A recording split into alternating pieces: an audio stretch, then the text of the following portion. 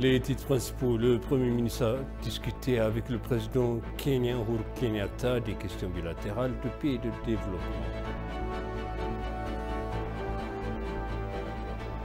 L'Éthiopie a été élue pour succéder à la 75e Assemblée mondiale de la santé à Genève.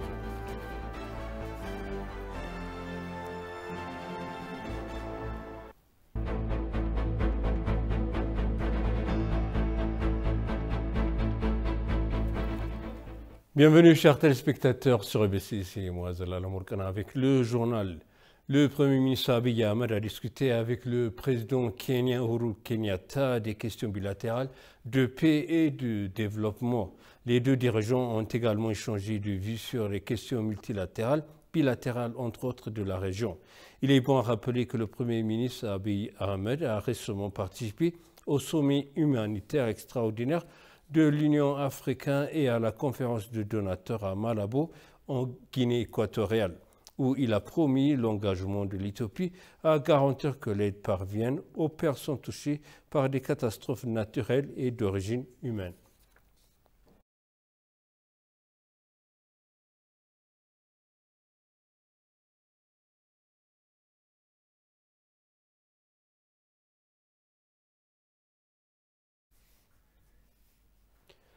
Le Japon discute des moyens d'aligner son aide sur le plan de développement décennal éthiopien, selon l'ambassadeur Ito Takoko. Dans un interview exclusive avec l'agence de presse éthiopienne, l'ambassadeur du Japon en Éthiopie, Ito Takoko, a exprimé que le gouvernement japonais aimerait refléter ce que l'Éthiopie aimerait faire dans le cadre du plan de développement décennal. La nouvelle aide au développement se concentrera sur 3 piliers principaux qui incluent les questions de développement social et économique.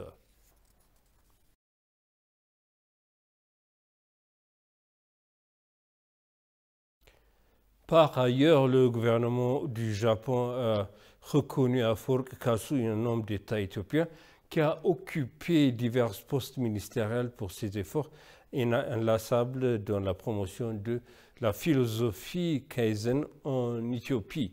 Kassu, qui occupe désormais le poste de directeur général de l'Institut de recherche Armor Hassan, a pour sa part déclaré qu'il se sentait honoré de recevoir ce prix prestigieux, ajoutant que le prix l'encourageait à poursuivre son dévouement. Les relations ethio-japonaises remontent à 80 ans en 1930, lors de le Japon et l'Éthiopie ont établi pour la première fois des relations diplomatiques en concluant le traité d'amitié et de commerce.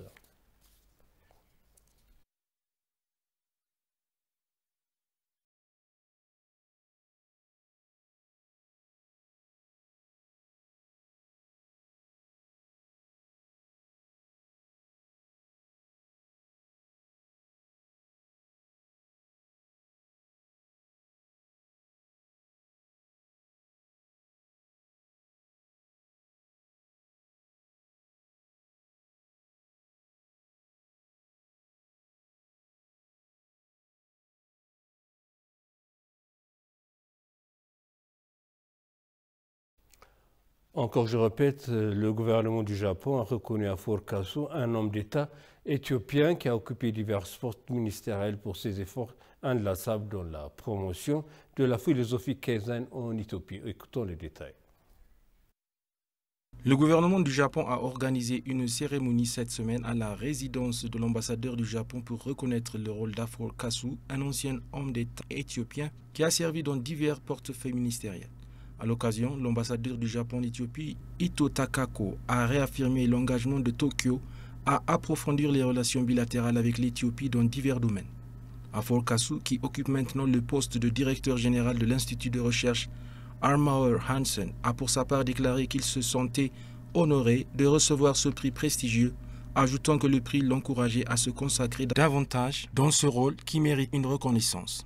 Il a souligné que cette reconnaissance est vitale pour renforcer la coopération institutionnelle entre les deux pays dans divers domaines.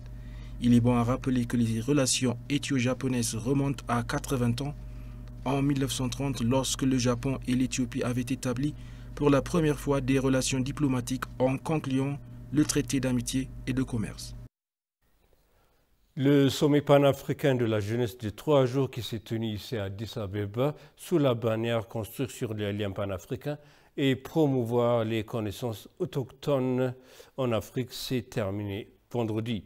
Une cérémonie de clôture a eu lieu au Friendship Park, remettant aux participants du sommet et aux co-organisateurs des certificats de reconnaissance. Le Centre d'excellence et de développement de la jeunesse africain, le ministère des Affaires étrangères et le ministère des Femmes et des Affaires sociales d'Éthiopie ont co-organisé le programme de clôture. La ministre éthiopienne des Femmes et des Affaires sociales, Ergogi Tesfaye, a noté que l'Éthiopie avait accueilli avec succès le sommet, démontrant ainsi que son engagement à encourager et à soutenir la jeunesse africaine. Des responsables gouvernementaux et haut niveau et des invités de haut profil ont assisté au programme de clôture selon le ministère des Affaires étrangères.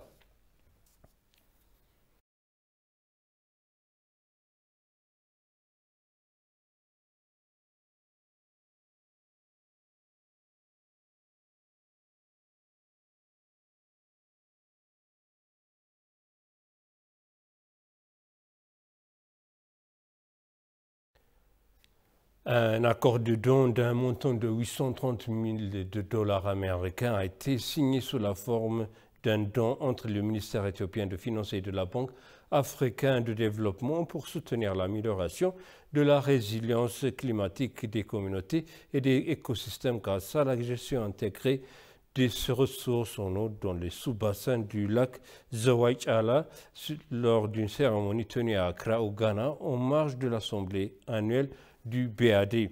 La ressource sera utilisée spécifiquement pour contribuer à la préparation d'un plan de développement des ressources en eau optimisé et tenant compte du climat avec une stratégie d'investissement et un plan d'allocation de l'eau.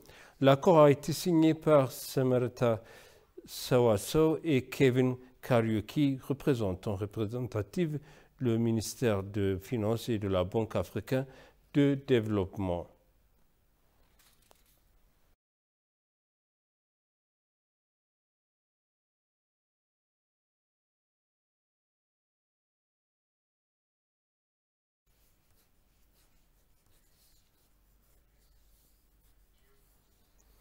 Et pour conclure, le journal, l'Éthiopie a été élue pour succéder à la 75e Assemblée mondiale de la santé à Genève, Suisse, a annoncé le ministre de la Santé. L'Éthiopie et le Sénégal ont également été élus au Conseil exécutif de l'Union africaine. Les pays sélectionnés par l'intermédiaire de leurs représentants mettront en œuvre les décisions de l'Assemblée mondiale de la santé qui formuleront des ordres du jour, mettront en œuvre des politiques et des stratégies fourniront des recommandations nécessaires.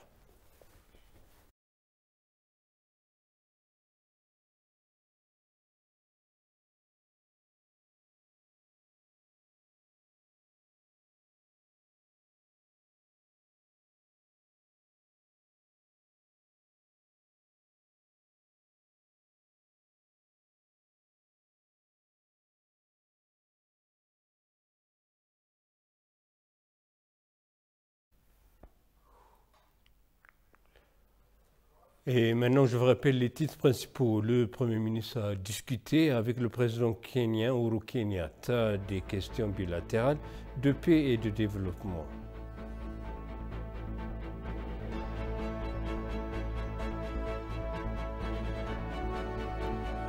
L'Éthiopie a été élue pour succéder à la 75e Assemblée mondiale de la santé à Genève. Chers téléspectateurs, ainsi s'achève le journal. C'était moi, Zalal Mourkana, avec le journal et je vous souhaite une bonne suite de programmes.